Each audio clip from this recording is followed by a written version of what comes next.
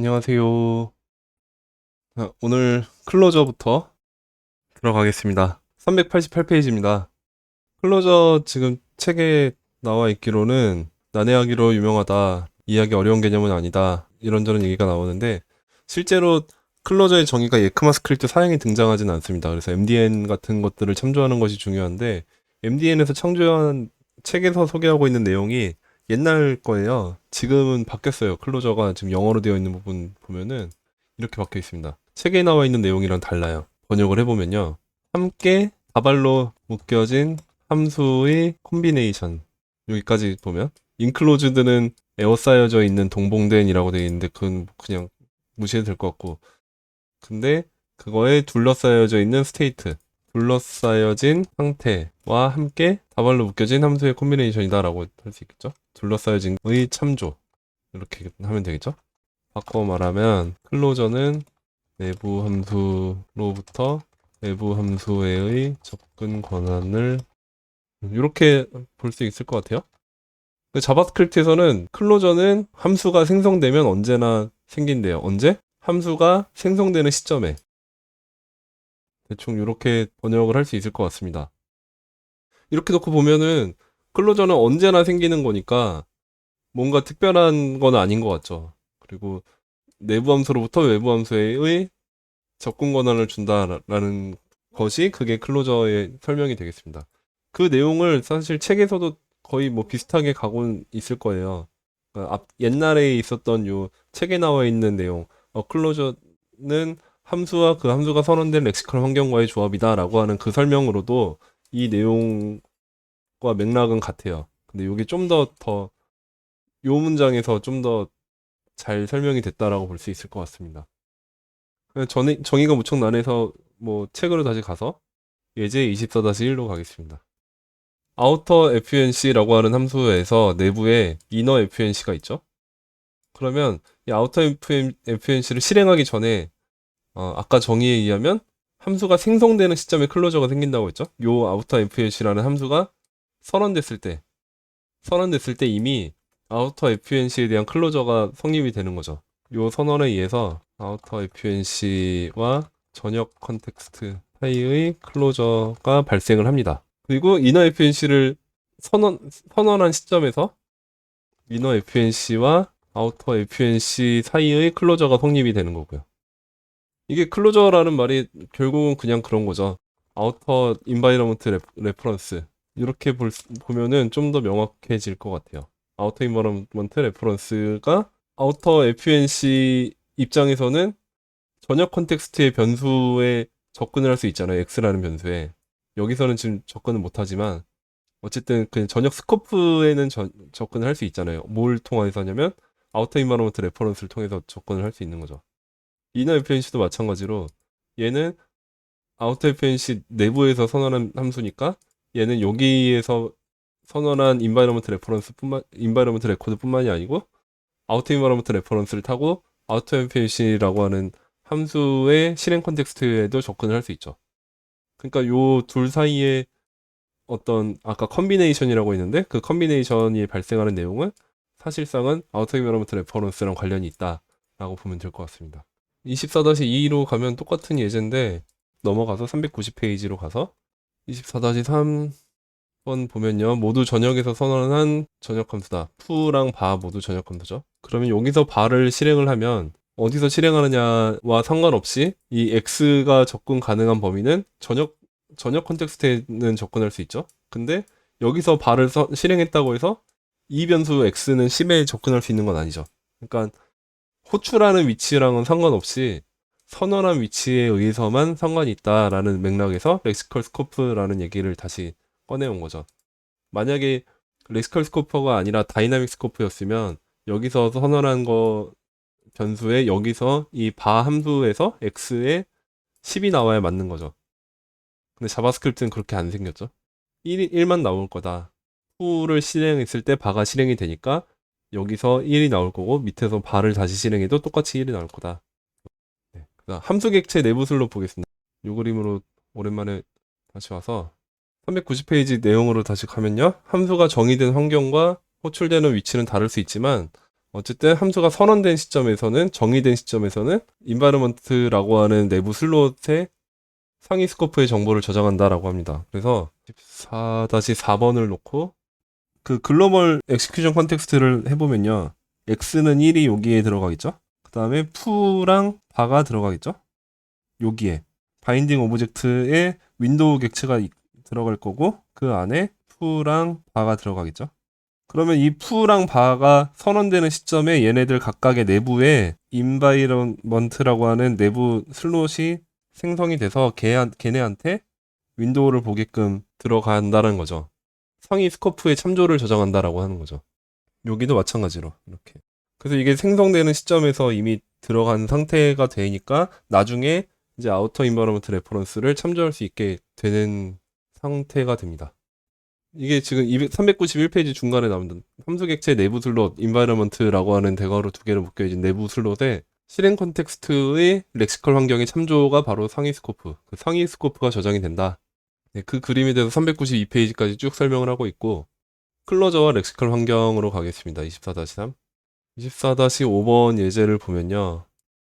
x는 1 넣고 1번 있고 아우터 함수가 있고요. 이 아우터 함수 내부에서는 x는 10 있고 이너에서 다시 함수를 만들고 있습니다. 여기서 콘솔 로그로 x를 출력하는 게 있고 이 이너 함수를 리턴을 해주고 있습니다. 그리고 이 리턴한 거를 이 아우터를 실행하면 실행이 된 다음에 이너 함수가 리턴이 되겠죠. 여기에 이너 함수가 내용이 들어가겠죠. 그런 상태로 이너 FNC를 다시 실행하면 사실은 이너 함수가 호출이 되는 거죠. 근데 여기서는 x를 실행해라 라고 되어 있는데 이 x가 여기서 들어온 x는 뭐가 실행이 되는가 보니까 10이 나오더라 라는 겁니다. 왜 그러냐면 아우터랑 이너만 놓고 볼게요. 여기를 아우터라고 놓고 밑에 또 이너가 있다고 봅시다. 이너라는 함수는 여기 environment에 아우터에 렉시컬 environment가 담기겠죠? 이 상태로 반환이 되는 거죠, 나중에. 이 상태로 여기에 요 실행이 아우터를 호출했을 때 이너가 반환이 되면서 그 반환된 내용이 여기일 때는 요 상태인 채로가 되는 거죠.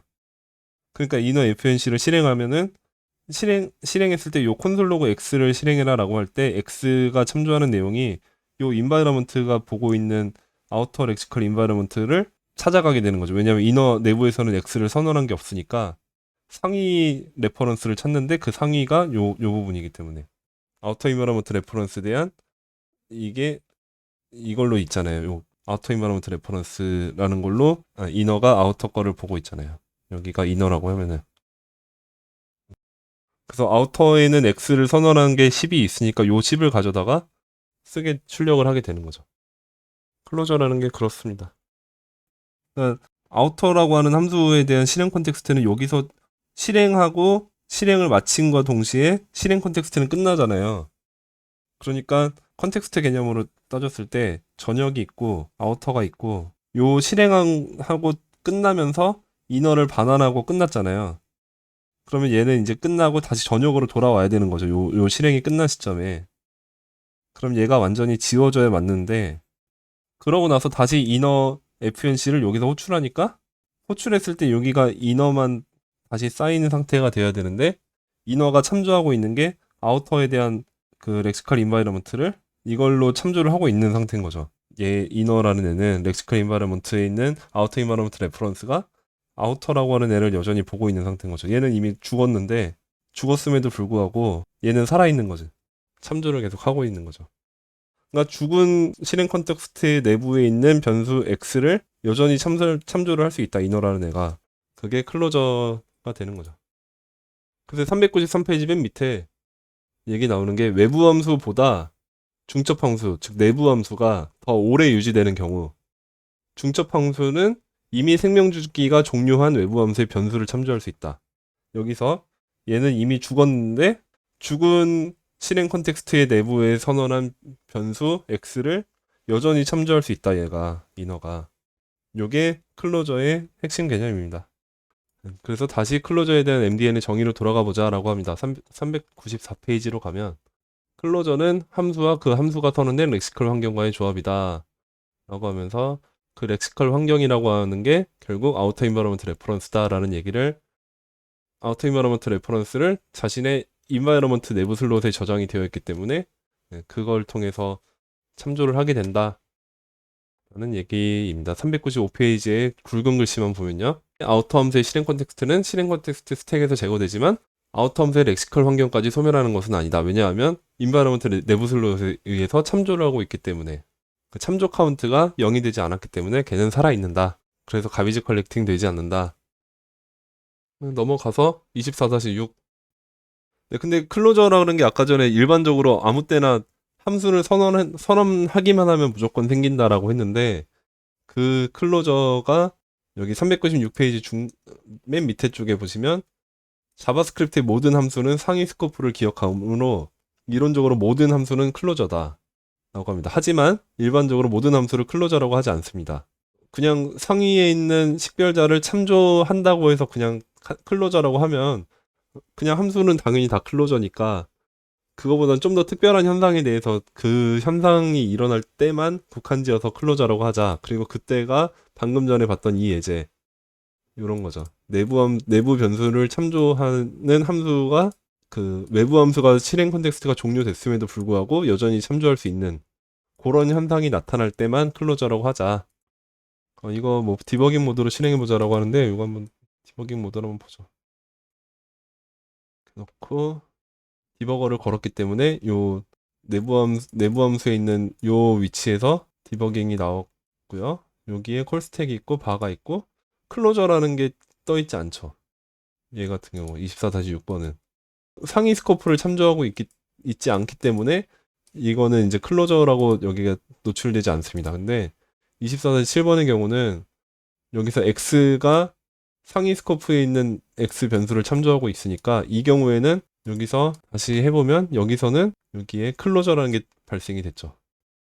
이런 경우만 클로저라고 할 수 있다. 외부 변수를 내부 함수가 참조할 때. 넘어가서 399페이지 다른 예제 또 한번 보자라고 하는데요. 비슷하게 생겼는데 요거는 어떤가? 이번에는 아까처럼 내부 함수를 리턴했습니다. 중첩 함수를 리턴을 했어요. 클로저도 여전히 뜨고 있죠. 그래서 요 경우에를 일컬어 일반적으로 클로저라고 한다. 400페이지로 넘어가서 맨 밑에 이미 생명 주기가 종료한 외부 함수의 변수를 참조할 수 있는 이런 중첩 함수를 클로저라고 부른다. 클로저는 중첩 함수가 상위 스코프의 식별자를 참조하고 있고 중첩 함수가 외부 함수보다 더 오래 유지되는 경우에 한정하는 것이 일반적이다. 이런 경우가 가장 특별한 현상을 보이는 경우죠.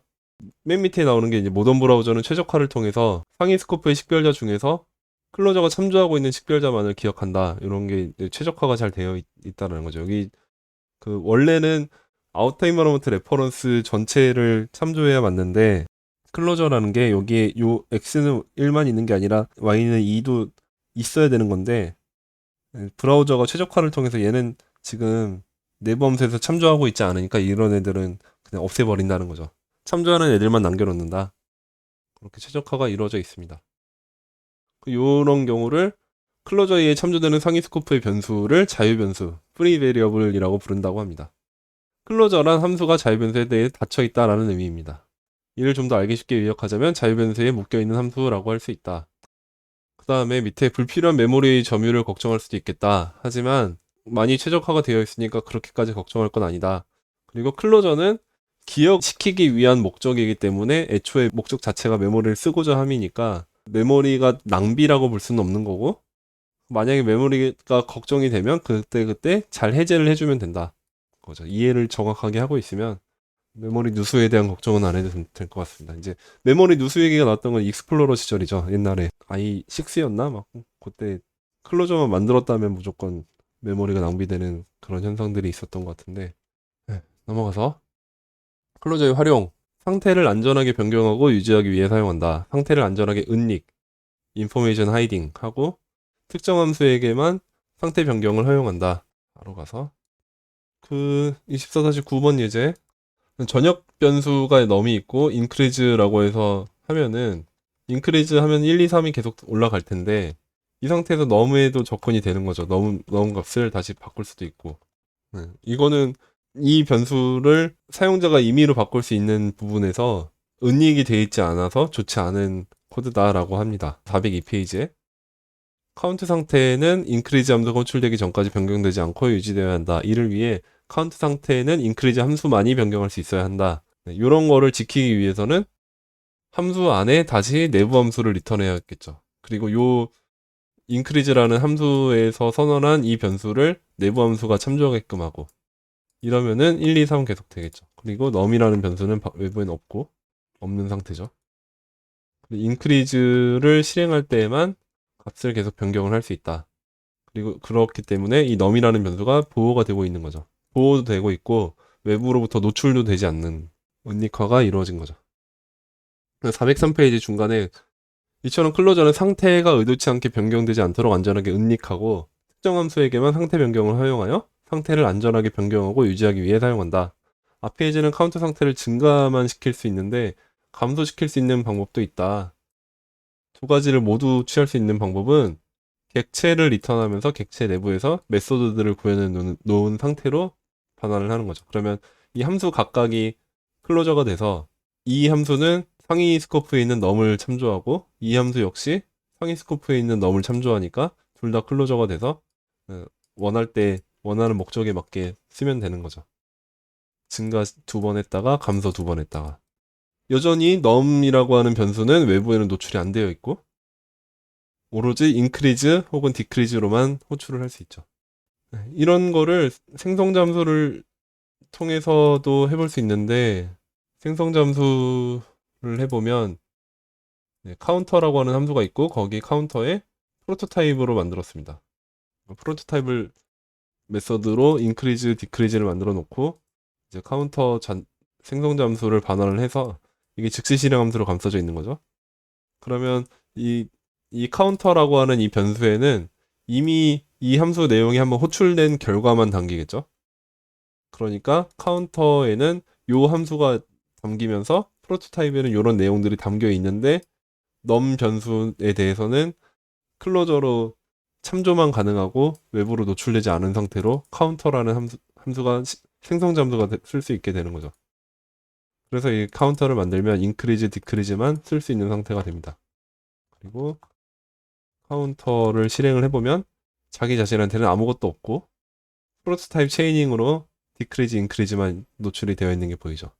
이렇게 생성자 함수를 클로저 즉시 실행 함수와 클로저를 이용해서 변수를 은닉을 시켰습니다. 405페이지 맨 밑에 쪽에 변수값은 누군가에 의해 언제든지 변경될 수 있어 오류 발생의 근본적 원인이 될 수 있다. 외부 상태의 변경이나 가변 데이터를 피하고 불변성을 지향하는 함수형 프로그래밍에서 부수 효과를 최대한 억제하여 오류를 피하고 프로그램의 안전성을 높이기 위해 클로저를 적극적으로 사용된다. 다음은 함수형 프로그래밍에서 클로저를 활용하는 간단한 예이다 라고 하면서 함수형 프로그래밍에서의 예제를 들고 왔습니다. 네, make counter라고 하는 함수가 있는데 여기 내용 거의 뭐 똑같죠? predicate라는 게 보이죠? 요거를 받아다가 호출한 거거든요. make counter라는 게 이 counter라는 걸로 함수 보조 함수들을 넘겨줘서 그 함수를 호출하게끔 한 거네요. 그리고 그 넘겨받은 이 함수들 역시 기존 값을 받아서 변경된 값을 반환하는 함수로만 이루어져 있네요. 그러니까 increase라고 하는 함수는 make counter에 increase라고 하는 요 함수를 넘겨서 그게 increase가 들어갈 테니까 실행한 결과가 카운터에 담겨서 그게 반환이 되는 거죠. 네, 그럼 increase에는 뭐가 담기냐? 요게 반환된 게 담기죠. increase가 들어간 채로. 그러니까 요거에 의해서 increase에는 요게 담기는 거죠. 근데 여기가 increase가 돼서. 그리고 여기 decrease라는 거는 요거에 의해서 decrease가 돼서. 그러니까 얘를 호출할 때마다 이 카운터라는 변수가 외부 실행 컨텍스트에 있는 이 카운터 값을 이걸로 변경을 시켜주고 걔를 다시 호출하게끔 되는 거죠. 함수형 프로그램에서 자주 많이 쓰이는 클로저의 대표적인 예시가 되겠습니다. 인크리저와 디크리저에 할당된 함수는 각각 자신만의 독립된 렉시컬 환경을 갖기 때문에 카운트를 유지하기 위한 자유변수 카운터를 공유하지는 않아서 카운터의 증감이 연동되지 않는다 라고 합니다. 증감이 연동되지 않는다라고 하는 게 이렇게 놓고 한번 실행을 해볼게요. 인크리저까지만 실행하면 1, 2가 잘 나오는데 디크리저를 다시 실행하고 보면 이 디크리즈라는 걸 만들 때 make 카운터를 다시 처음으로 호출하는 거죠. 요 위치에서.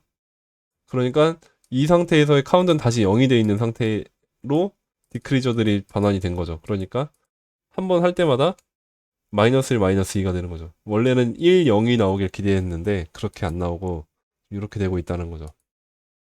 그러니까 메이크 카운터를 두 번 호출한 게 문제가 되는 거죠. 그러면 어떻게 해야 되느냐? 다시 얘를 또 다시 즉시 실행 함수로 감싸고 있어요. 한 번만 호출되게 메이크 카운터라는 거가 한 번만 호출되게끔 해서 그렇게 되게끔 하고 있습니다.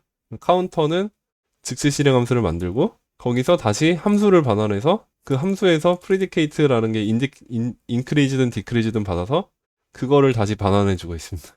그러면 카운터라는 걸로 인크리즈를 넘기는 것 자체로 실행이 되게, 또 카운터로 인크리즈를 실행한 것 자체가 그 자체로 실행이 되게, 또 디크리즈를 실행이 되게.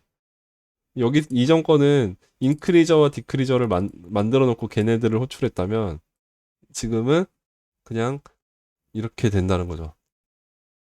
캡슐화 정보 언익화 클로저 괜찮으신가요? 다? 아직까지 괜찮나요?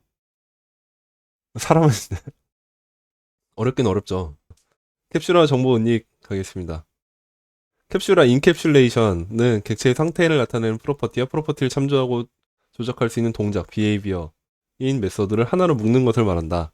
캡슐화는 객체의 특정 프로퍼티나 메서드를 감출 목적으로 사용하기도 하는데 이를 정보 언익, 인포메이션 하이딩이라고 합니다. 객체 간의 상호 의존성, 결합도를 낮추는 효과가 있다. 대부분의 객체 지향 프로그래밍 언어에서는 클래스의 멤버들, 그러니까 프로퍼티와 메서드들에 대해서 퍼블릭, 프라이빗, 프로텍티드 같은 접근 제한자를 제공을 하고 있는데 아쉽게도 아직까지 자바스크립트에서는 제공이 안 되고 있죠. 퍼블릭, 프라이빗, 프로텍티드라는 건 아직은 제공이 안 되고 있죠. ES 2022에 도입이 될 예정입니다. 프라이빗 선언에 대해서 될 예정이에요. 그거는 이따가 나올 것 같고. 410페이지 예제 24-16.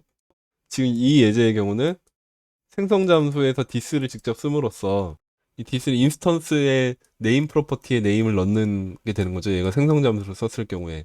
그러면 얘는 외부에 노출이 되는 값이죠. 그래서 얘는 퍼블릭이고, 그 다음에 let으로 선언한 이 변수는 펄슨이 생성 잠수로 호출되더라도 얘는 그냥 지역 변수로서 생성이 되고 마는 거죠. 그러니까 얘는 프라이빗한 변수인 것처럼 동작하게끔 되는 거지. 그래서 퍼블릭하게 할 애들은 이렇게 리턴될 객체 인스턴스에다가 직접 할당을 해주고, 프라이빗하게 갈 애들은 내부에서 변수를 선언함으로써 해결을 했었습니다. this.sayHi 역시 메서드로 외부에 노출이 되는 녀석이죠. 그러면 미점 네임은 이렇게 리가 나오게 되지만 언더바 에이지라는 애는 this.으로 해서 만든 게 아니라 그냥 내부 변수로만 있었던 애니까 undefined가 됩니다. 근데 sayHi라고 하는 메서드는 내부에서 선언한 애니까 얘는 클로저에 의해서 요 언더바 에이지에 접근을 할 수 있죠. 그러니까 여기서 언더바 에이지를 읽어올 수 있는 거죠. 이 상태, 여기서 sayHi에 의해서는 이 에이지 값이 읽어지는 거죠. 그렇지만 언더바 에이지로 외부에서 접근할 수는 없다. 이거 뭐 프로토타입으로 빼는 얘기가 뒤에 나오고 있고요. 410페이지 마지막 부분에 411페이지 예제 24-18 다 묶어서 해보자. 한 대 묶어서 해보자.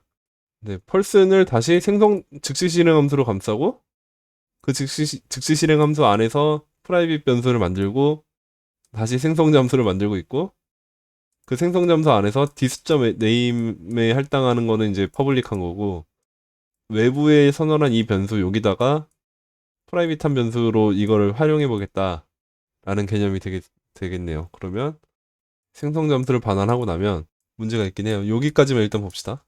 me를 실행하면 say hi를 하면 my name is Lee, I am 20, Lee 나오고 undefined 나올 거예요. 당연히. 근데 여기서 다시 u를 만들었어요. u를 만들고 나면 me.say hi를 했을 때 30이 돼버렸죠. 이 프라이빗 변수가 똑같은 이 펄슨 생성 잠수를 썼으니까, 근데 이 펄슨이라는 애는 즉시 실행 함수를 한 번만 만들어진 애니까 이 변수를 공유하는 거죠. 미라는 애랑 유라는 애가 이 언더바 에이지라는 변수를 두 개가 같이 공유를 하고 있는 상태입니다. 이런 문제가 있는 상태죠. 그 얘기가 뒷장의 412페이지에서 나오고 있습니다. 메서드가 say hi 메소드가 단 한 번 생성되는 클로저이기 때문에 발생하는 현상이다. 이거를 해결하는 방법은 나중에 심볼이나 위크맵을 사용해서 프라이빗한 프로퍼티를 흉내내고는 있는데 그게 근본적인 해결책이 되진 않고, 다행히도 2021년 1월 현재 스테이지 3에 있다라고 합니다. 프라이빗 필드. 이게 2022년에 표준이 됩니다. 프로포즈를 찾아놨는데요. 여기에 2022년도 표준 안으로 확정이 된 스테이지 4에 갔어요. 클래스 필드, 프라이빗 인스턴스 메소드 앤 액세서. 그래서 얘 사용법은 샵 붙이는 겁니다. 샵. 이걸로 한번 해볼까? 클래스 person 샵 age.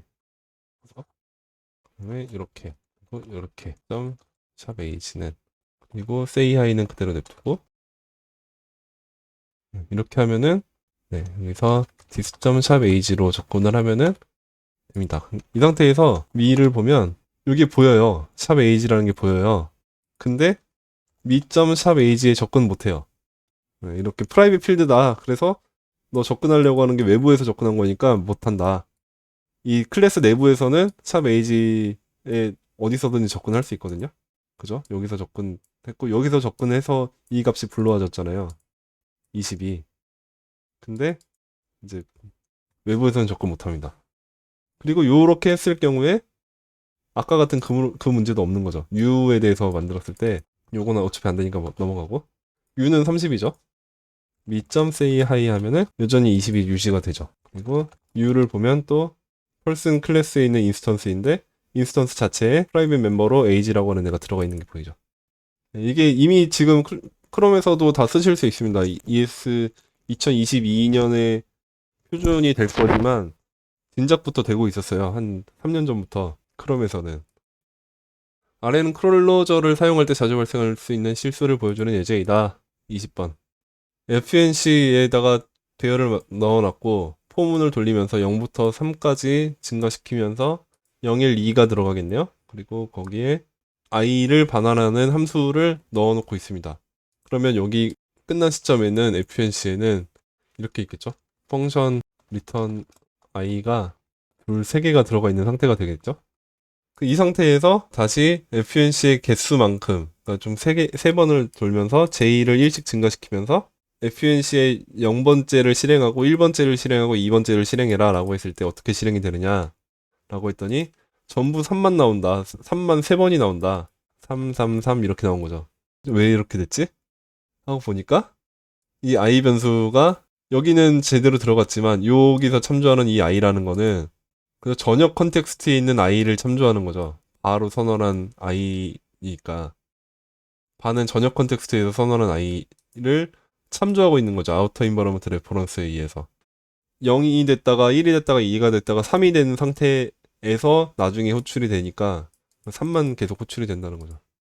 그래서 클로저를 사용해서 이거를 올바르게 실행하는 방법, 즉시 실행 함수를 또 여기서 등장을 했습니다. 즉시 실행 함수에다가 인자를 i를 넘긴 거예요.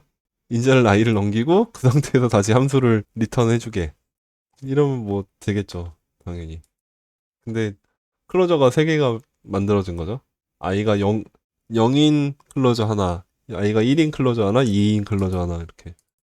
클로저를 굳이 안 쓰고 ES6에서는 렛을 쓰면 된다. 여기를 렛을 쓰면 이건 블록 스코프가 생기면서 블록 컨텍스트 자체가 어떤 하나의 컨텍스트가 되니까, 그러니까 렉시컬 인바이러먼트를 참조하는 i가 되니까 얘의 경우는 블록 스코프 내에서 선언하는 함수에 대해서 이 값이 유지가 된다. 그래서 ES6에서는 이것만으로 bar을 렛으로 바꿔준 것만으로 간단하게 이 문제가 해결이 된다. 넘어가고 415페이지 예시 다 넘어가고 끝났네. 클로저가 이렇게 끝났네요. 마지막 예제 한번 봅시다. 24-23. 어레이 프롬이란 거를 먼저 보고 갑시다. new 어레이 3을 하면 빈 배열이면서 랭스가 3인 게 만들어져요. undefined가 들어간 채로 3개가 만들어졌어요. 여기다가 이때 i라고 해놓고 i라고 하면 어떻게 되느냐, 0, 1, 2가 나오겠죠? 이 함수를 만들면서 각각의 밸류와 인덱스를 넘겨서 그 인덱스를 가지고 반환된 이 함수를 실행한 결과를 여기다 담겠다라는 얘기가 되는 거죠. 그러니까 이 i가 0, 1, 2가 된 거지. 밸류는 뭐가 있지? v 플러스 i 하면 알겠죠. 밸류는 아무것도 없을 것 같은데? 그래서 나러 넘버가 되네. undefined가 될 테니까. 이렇게 안 하고 어레이 프롬을 할 때 이렇게 하자. 1, 2, 3이라고 해놓고 보면 이거는 1, 0, 2, 1, 3, 2 해서 1, 3, 5가 되죠. 값이 들어가고 인덱스가 들어가고.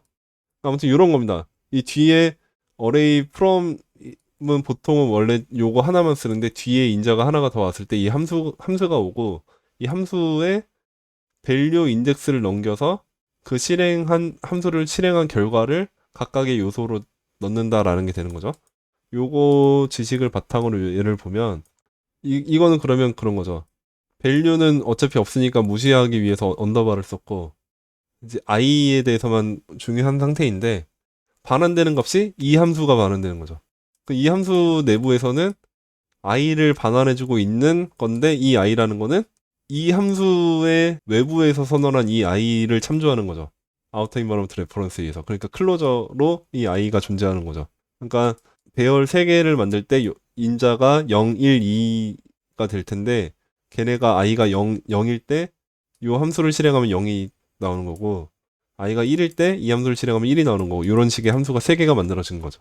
그래서 FNCS에는 함수가 3개인데 함수 각각이 실행할 때 0 나오는 함수, 1 나오는 함수, 2 나오는 함수가 3개가 담겨있기 때문에 요걸로 콘솔 로그로 출력하게끔 하는 걸로 FNC를 호출한 거를 콘솔 로그로 출력하면 0, 1, 2가 나온다 라는 게 되겠습니다.